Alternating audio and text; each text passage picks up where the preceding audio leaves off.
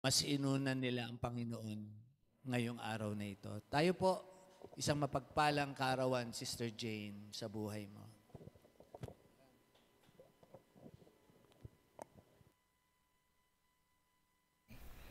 Hallelujah! Magandang umaga, magandang gabi dito sa amin. Good morning. Good morning, night. everyone. Okay. So, ang hirap mag-isip ng imimensahe kasi hindi naman ako well-versed katulad ni Pastor. So, ang tagal, ang hirap eh. Pero, may dalawa akong katanungan sa ating lahat. So, ano po ba ang pagkakakilanlan natin sa Diyos? Actually, reminder na lang to para sa atin dahil ang dami ng pag-aaral about this eh. So, nire-remind na lang tayo kung anong pagkakakilanlan natin sa Diyos. Kasi dadaan na naman tayo ng isang buong taon na maaaring nga sabi ni Pastor, maaaring ito na yung last year natin, di ba? Praying para matapos na lahat, di ba? So, ano rin yung pagkakakilanlan natin sa ating mga sarili, di ba? Lalo na't nandito tayo sa ganitong pananampalataya. So, dalawang katanungan yung iyahang ko. At sino ba siya? At sino ba tayo? Okay? Sa ating pananampalataya na ito. So, bago tayo magsimula, manalangin po tayo. Yes, Lord, amang banal na makapangyarihan sa lahat. Kami po ay nandirito sa inyong hanapan, Panginoon. Umawit po kami kanina, Lord God, at ngayon nagpapasalamat kami, Panginoon. Kami po ay kabilang sa pamilya mo, Panginoon. Matatawag ka naming Abba, Father. Dahil po, Panginoon, sa salvation na binigay niyo, Lord. Dahil sa iyong buktong na anak na si Jesus, nagkaroon po kami ng ganitong pribilehiyo, Panginoon. Salamat po, Panginoon. Salamat po, Panginoon. Napakabuti mo sa aming mga buhay, Lord. Kahit ano pong pinagdadaanan namin, Lord God, nandiyan ka. Kahit kami saan nandoon at kung ano man po ang aming mga ginagawa, nandiyan po ang iyong proteksyon. Salamat po, Panginoon. Lord, kayo po ang maluwalhati sa amin, hindi lang sa oras na ito, kundi sa araw-araw ng aming mga buhay. Salamat po sa iyo pong pagtitiis sa amin, Lord Jesus. Salamat po sa iyo pong pagmamahal. Salamat po sa iyong pagpapaaruga, Panginoon. Sa provision mo sa bawat isa. Salamat po sa kagalingan, Lord. Salamat po. Salamat po. Patnubayan mo nga ang bawat isa sa amin. Lord, kayo po ang aming itinataas sa aming mga buhay. Sa pangalan ni Jesus. Amen. Amen. Amen. Amen. Hallelujah. So, napakaikli lang yon, reminder lang to para sa atin. Sa birthday message nga, no choice. Hindi, joke lang, joke. Okay. So, doon po tayo sa unang tanong. Sabi, katulad nga kung sensitive ka kanina, yung kinanta namin, who am I? Diba? Pero yun patungkol yun sa isang topic ko. Ito yung isang tanong.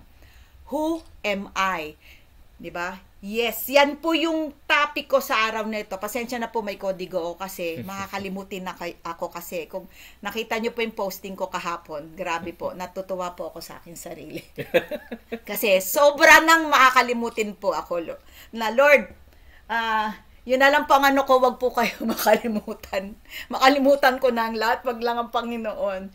Grabe po talaga. Ewan ko kung nakaka-experience na kayo ng senior moments. Dahil grabe po ang panahon ngayon. Wag pong makalimutan ng asawa ko minsan. Mga names, pag mga nanonood nga kami, yung names, hindi ko nakilala talaga. Mga kaklase ko nung elementary, high school, kilala pa nila yung mga teachers nila. Ako po wala po. Parang isa o dalawa na lang alam ko. So, pagpasensyahan nyo na po, kaya nagsusulat talaga ako para hindi ko makalimutan. So, dun po tayo sa who am I? Sa unang tanong. Di ba?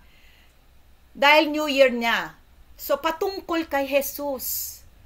Who is Jesus? Sabi niya, who am I? So, what does the Bible say about Jesus Christ? Dapat alam na natin yan. Marami na tayong alam dito eh. Pero i-remind ko lang ulit kayo, okay? So, what do we say? What do we do? Or what do we say about Him? Okay? Ang dami ng pag-aaral dito na natakil na to ni Pastor tungkol sa mga kung sino ang Panginoon. Sa ibang mga iglesia, natakil na to. Kung maybe, nababasa nyo, or syempre kung nagbabasa kayo ng Biblia, malalaman yan, di ba? So, napag-aralan na yun, narinig na natin dito sa pulpito, di ba? So, itong mensahe ko ay isa na lang refresher, okay?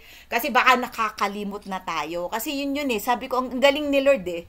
Yung mga experience ko, yun din yung mga ko. So, refresher, mga kapatid, baka nakakalimot na tayo, okay? So, papasok tayo muli sa bagong taon. O, ito na, pumasok na tayo. Maaring huling taon, yun nga sinasabi, di ba? So again, sino ba siya? Who am I? Kung nagbabasa tayo ng Bible, ang dami mga kapatid. Meron dito, itong mga sinuat ko, He is the Lamb of God. John 1:29, di ba? Parang sum up na to nung last year di ba? Sa He is Emmanuel. Yung katatapos lang na di ba? Sa Matthew 1:23. He is the Alpha and Omega. Revelations 22:13. Hindi ko nababasahin sinasabi ko na lang yung mga verses. The bread of life. Diba? John 6:35. The Redeemer.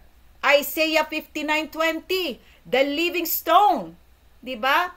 1 Peter 2:4-8. The light of the world. Wow, diba? John 8:12. The Son of God. John 1:34. The righteous judge, 'di ba?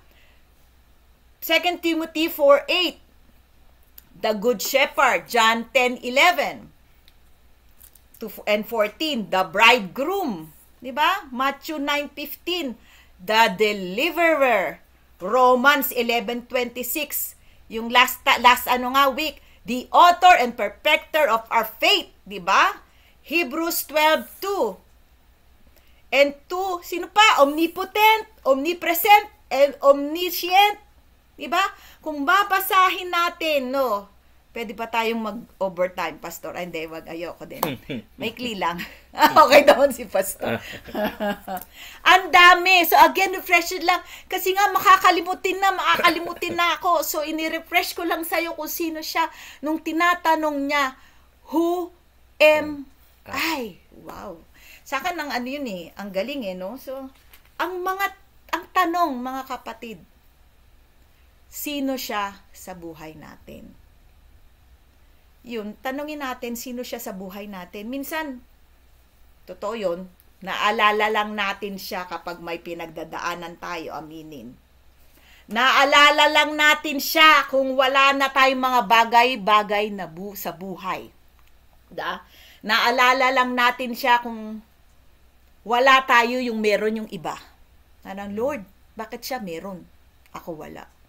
Di ba? Ba't ang ganda niya? Ako hindi. Di ba? Parang ganun. Walang pangit anak ng Diyos. Hindi, sa iba. Di ba? No. So, bakit ako wala? Bakit siya meron? So, we keep comparing. Di ba? Yung sarili natin, yung meron tayo, wala.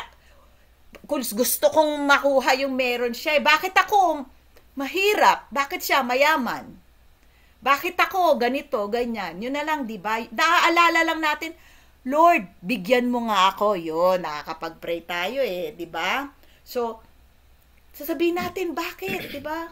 Lord, payamanin mo naman ako. Dito, mga kapatid, may nanalo. Ilang bilyon, isang tao. Dito sa US, di ba? Since hindi naman tayo tumataya sa loto, so hindi tayo mananalo noon. Diba? So, Lord, payamanin mo naman ako, please. Patangusin mo naman tong pangong ilong ko. Diba? I hope and pray, pumayat na ako, Lord. Nasaan na si ate? Wala pa. I-motivate mo po ako na huwag nang kumain ng marami, lalo na itong holidays. Diba? Bigyan niyo po ako ng kalakasan mag-exercise.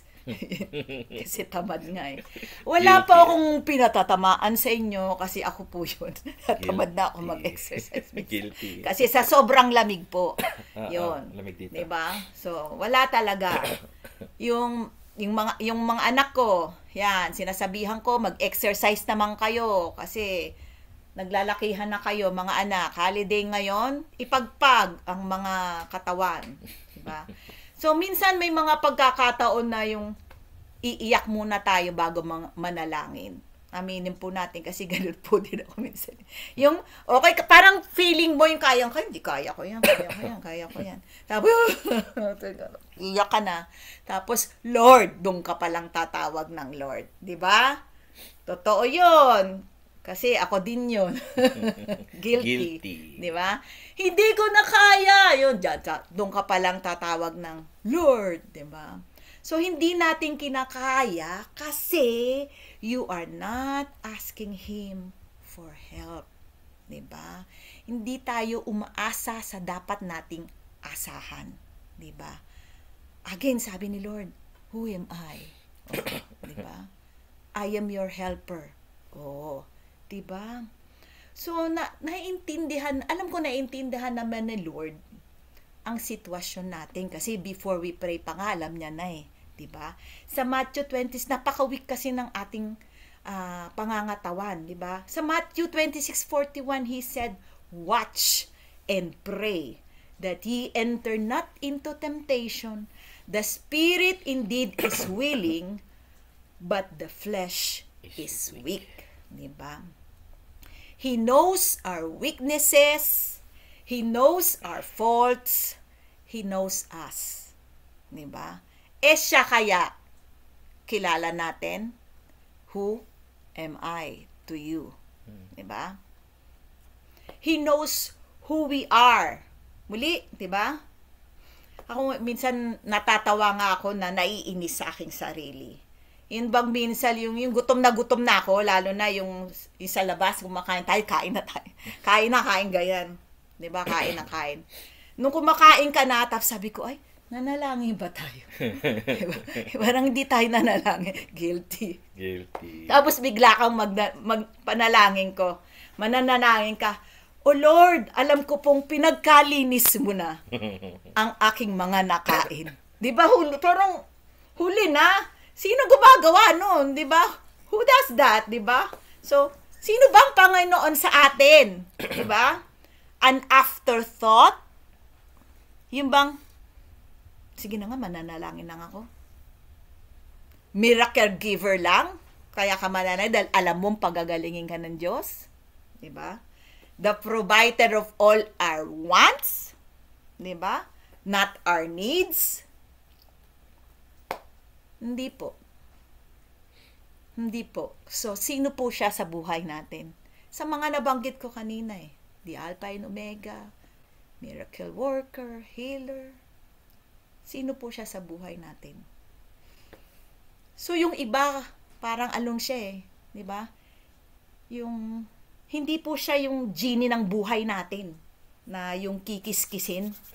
Mula ngayon sa Biblia, nandyan ang Bible, kikis-kisin mong ganyan, no? Tapos masasagot na o matutuganan. Yan yung ninanais natin.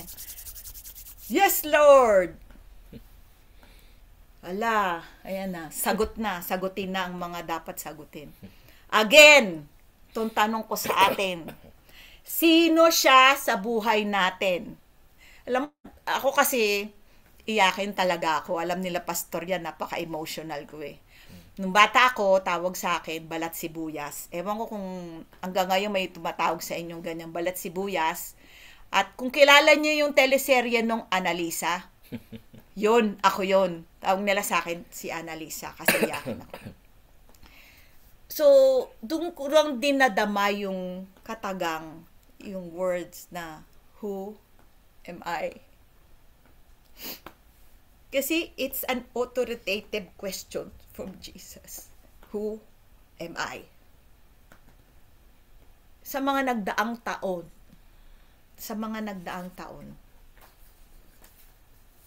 mga kapatid, isipin natin, sino siya sa buhay natin? Siya bang Lord and Savior ng ating buhay?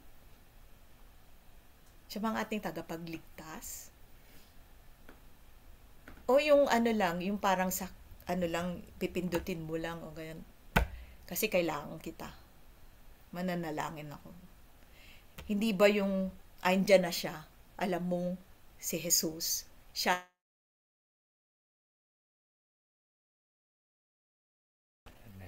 Amen. Thank you, Lord, sa katagang yun. Who am I? Ikaw ang aming Diyos. na makapangyarihan sa lahat, our Lord and Savior, Jesus Christ. So, bago ako nag-arrive yung sa mensaheng ito, nag-struggle talaga ako eh. Kung anong ibabahagi ko sa inyo. Pero napakabuti ng Diyos. Alam din ni Pastor yan eh. Pag yung nag-build up, kahit sila Sister J yan, sila Pastor Rico, nag-build up ng mensahe. Makikiramdam ka sa leading ng Panginoon. Walang pumapasok talaga sa utak ko, mga kapatid, na nanalangin ako, humihingi ako ng guidance from the Holy Spirit. And then, in the middle of my prayer, talagang, with all honesty, in the middle of my prayer, ayan na nagsusubutan sa devotion ko, sa posting, pati sa Facebook, sunod-sunod din. Sa paligiran. Imagine, one of my devotion at that time, about the vision and the reality, and it states, I am who I am. Sabi ko, Lord, ang galing mo. Gando na has sent me to you sa Exodus 3:14. God said to Moses, I am who I am. And he said, say this to the people of Israel. I am has sent me to you. Wow. I am who I am. Kasi at that time, tinutugdod din yung Who Am I. Kaya nga na namin kantahin yun. So, sabi ko, Lord, who am I? I am who I am. Diba? Tapos nagtingin ako sa Facebook, yung posting ng isang friend ko.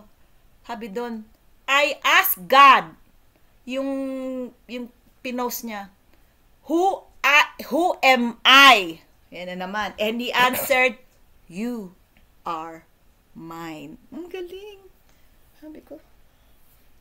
Sabi ko, Lord, ito na po ba yung imimensahe ko? Napakabuti ng Panginoon. Kasi talagang sunod-sunod talaga. Doon niya ako dinala.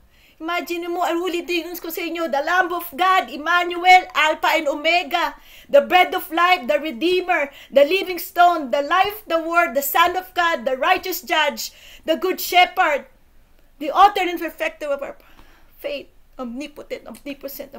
Sa dami niyan. At kapag tinanong tayo ng Panginoon, mga kapatid, who am I? Diba?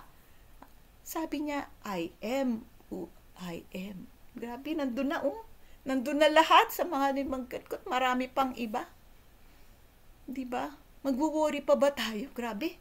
May sabi doon, the bed of plan, nagugutom pa ba kayo? Diba? Tatakot ba kayo? Are you fearful? May sakit kayo? Mawawala na kayo ng buhay? He is our salvation, mga kapatid.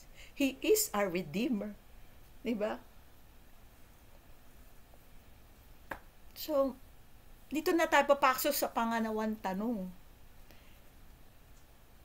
Who am I? Then, so, tayo yun. Tanong natin sa sarili, sino ako? Sino ako sa katayuan kong ito? Again, yung isang friend ko din naman nag-post. Diba? Yung isa, yung sinabi ko nga kanina, binasa ko, I asked God, who am I? And He answered, you are mine. Diba? Yung isa, meron ding ganon na posting. Nakalagay din doon. Sabi ko, Lord, napakabuti mo kasi nire-remind mo kami palagi. Nung sinabi mong, who am I? Ikaw yun.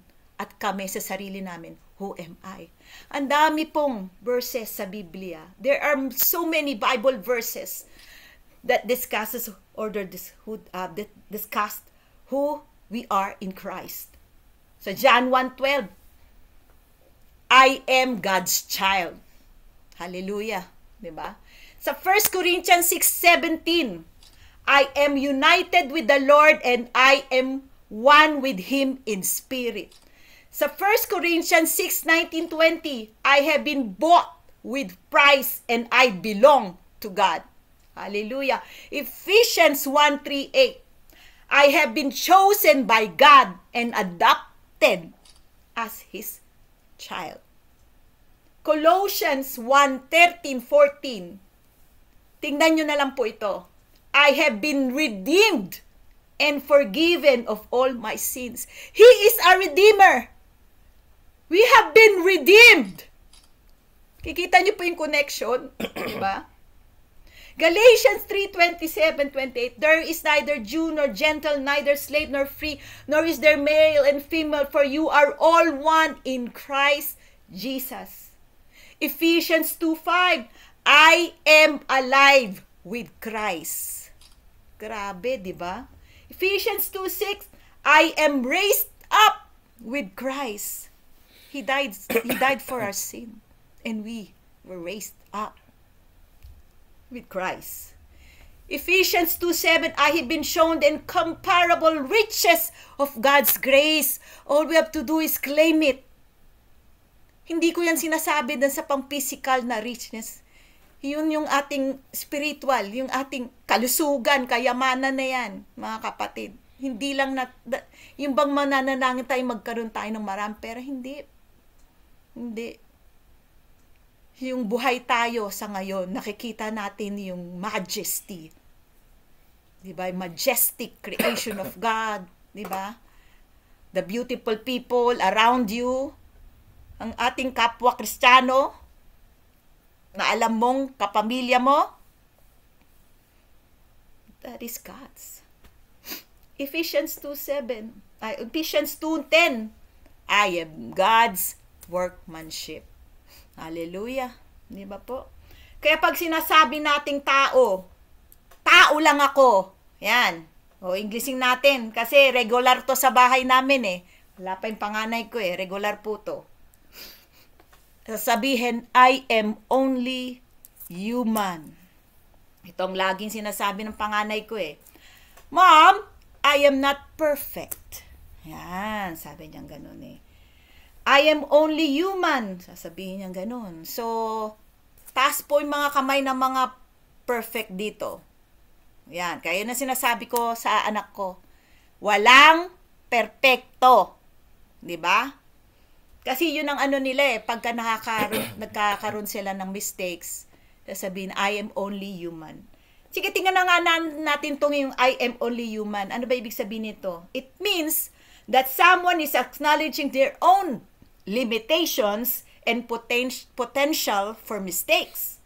So, mahalagang sinasabi na hindi sila perpekto, may kakayanang gumawa ng mga pagkakamali. Dahil sila isang normal na tao na may mga kapintasan ng tao, hindi daw sila Diyos o makina. We are only human. Yun na lagi eh. Praises yan ng karamihan ng tao eh. Diba? Totoo, pero sino ang perpekto? Wala pong perpekto. Diba? But on the other hand, yan ang sinasabi ko sa kanya, this gives us a sort of excuse to not reach our goals. Diba? Surpass our expectation or face new challenges. So, nililimitahan tayo nito na sabihin, tao lang ako. Diba? Nililimatan tayo na nakabalikat sa atin, pinapaalala sa atin na hindi tayo mamuhay ng todo o ipatupad ang ating layunin. Ay, okay lang kasi tao lang ako. Huwag niyo pong sasabihin tao lang ako. Ang dami ko nang binanggit. We are beloved. Hindi tayo tao lang. Hindi tayo tao lang. We are beloved. We are His creation.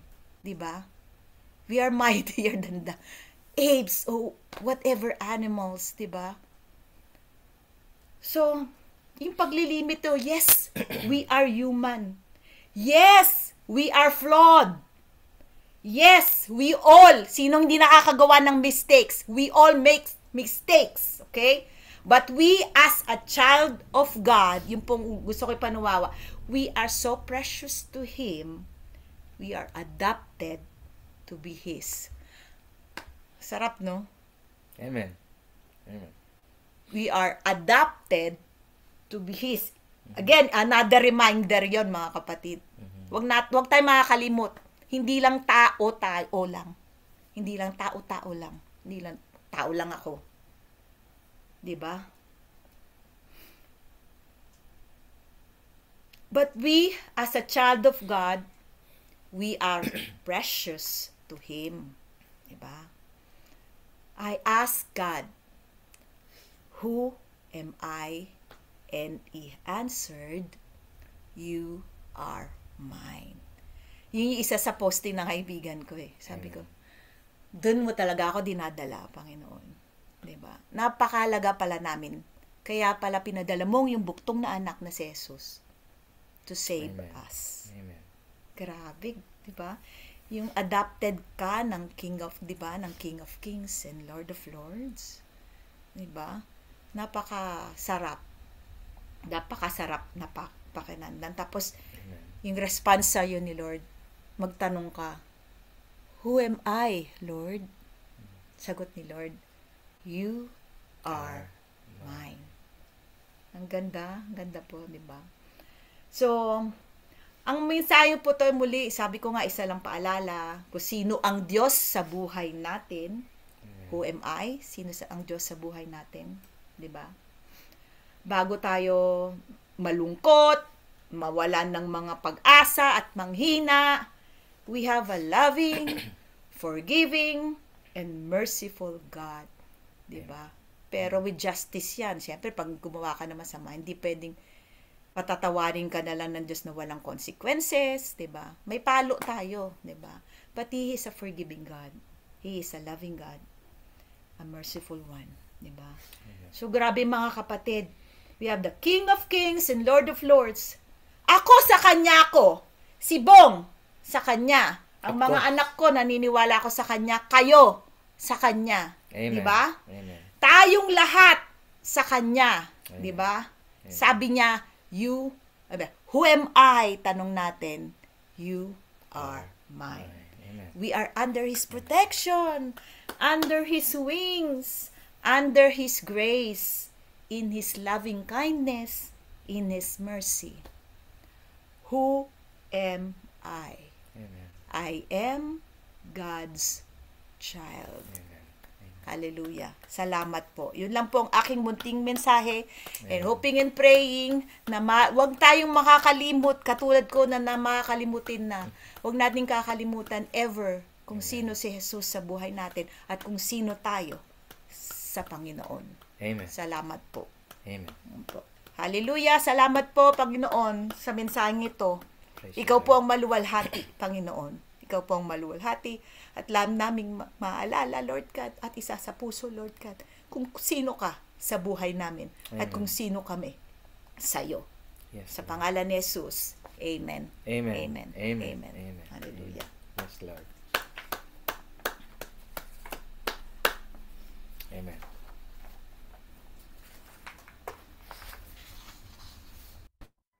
And amen. God bless you, Sister Jane, again for that blessed birthday message. Ganda, yung katanungan na yun. No?